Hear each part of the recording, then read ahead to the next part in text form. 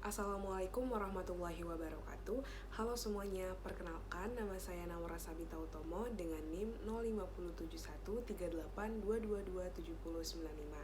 Saya berasal dari Universitas Sriwijaya, Fakultas Pertanian Prodi Agroekoteknologi, kelas Palembang. Pada video kali ini, saya akan menjelaskan mengenai apa itu pertanian perkotaan atau urban farming. Jadi, pertanian perkotaan atau yang bisa kita sebut dengan urban farming adalah praktik budidaya tanaman, ternak, atau pangan lainnya yang ada di lingkungan perkotaan. Nah, faktor-faktor apa aja sih yang mempengaruhi kemunculan urban farming ini?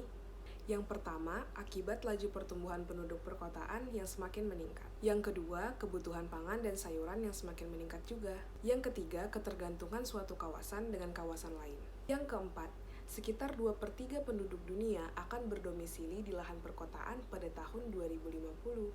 Dan yang terakhir adalah pemenuhan sayuran akan lebih efisien jika produksinya dikembangkan di kawasan perkotaan. Lalu, apa sih manfaat dari urban farming? Urban farming bermanfaat untuk meningkatkan ketersediaan produk pertanian mencakup hortikultura seperti tanaman buah-buahan dan sayur-sayuran. Kemudian, praktik urban farming ini juga memanfaatkan lahan yang terbatas di perkotaan untuk menjadi lahan budidaya untuk meningkatkan keanekaragaman tanaman. Lalu akan muncul pertanyaan lainnya, kenapa menanam tanaman sayuran lebih baik di perkotaan? Alasannya, yang pertama, komoditas hortikultura itu mudah rusak. Jika kita melakukan produksi di luar perkotaan, maka akan dibawa dengan mobil angkutan dengan kita tidak pernah tahu bagaimana kondisinya. Nah, maka dari itu, hal itu akan sangat berpotensi untuk merusak keadaan komunitas hortikultura itu sendiri. Sedangkan, jika kita menerapkan urban farming ini atau melakukan produksi di pertanian perkotaan, maka kita akan mengurangi yang namanya jarak maupun jangka waktu yang dihasilkan dari produksi tanaman hortikultura ini sendiri. Maka, komoditas hortikultura yang kita dapatkan jauh lebih baik dibandingkan di luar perkotaan. Alasan yang kedua adalah komoditas ini itu dipasarkan dengan keadaan yang hidup dan diperdagangkan dengan kandungan air yang tinggi. Maka dari itu, kualitas dari komoditas ini sendiri harus kita jaga dengan baik. Lalu, apa aja sih contoh dari budidaya lahan pertanian di perkotaan atau urban farming ini? Terdapat 3 contoh budidaya lahan perkotaan yang akan saya jelaskan di sini. Yang pertama adalah budidaya hidroponik.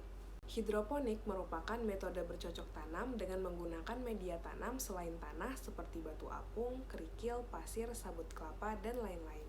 Yang kedua, budidaya aquaponik. Budidaya aquaponik merupakan metode penggabungan antara 2 jenis budidaya, yaitu budidaya ikan dengan budidaya tanaman secara bersamaan. Yang ketiga adalah budidaya vertikultur. Budidaya vertikultur merupakan metode bercocok tanam yang dilakukan secara vertikal atau bertingkat, baik indoor maupun outdoor. Nah, jadi itu tadi video penjelasan saya mengenai urban farming, mulai dari pengertiannya, faktor-faktor, manfaat, hingga contoh jenis-jenis budidayanya. Semoga video ini dapat bermanfaat. Mohon maaf bila ada kesalahan kata. Terima kasih. Wassalamualaikum warahmatullahi wabarakatuh.